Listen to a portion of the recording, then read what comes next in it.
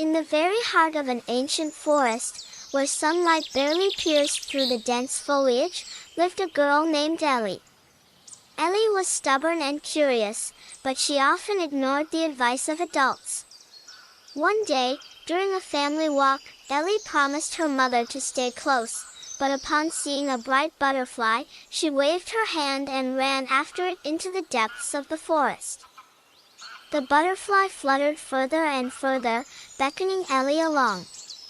Forgetting everything else, the girl followed it until she realized that everything around her had become quiet and unfamiliar. Mom and Dad were nowhere to be seen. Ellie panicked.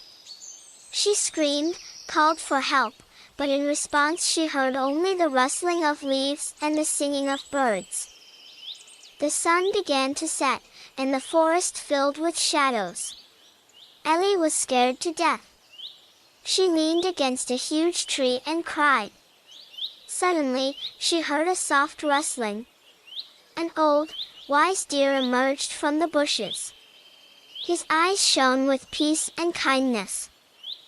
"What's wrong, child?" asked the deer in a gentle voice. Ellie, choking back tears, told him about her foolishness and how she had gotten lost.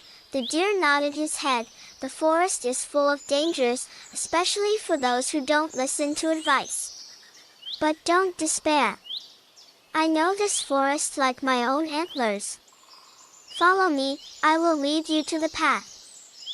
The deer led Ellie through the thicket. He taught her to listen to the forest, recognize animal tracks, and distinguish edible berries from poisonous ones. He told her how important it is to be attentive and respect nature. By dawn, the deer had led Ellie to a familiar path.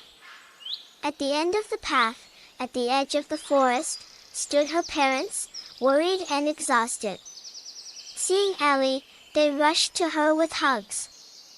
Ellie hugged her mom and dad tightly, apologizing for her disobedience.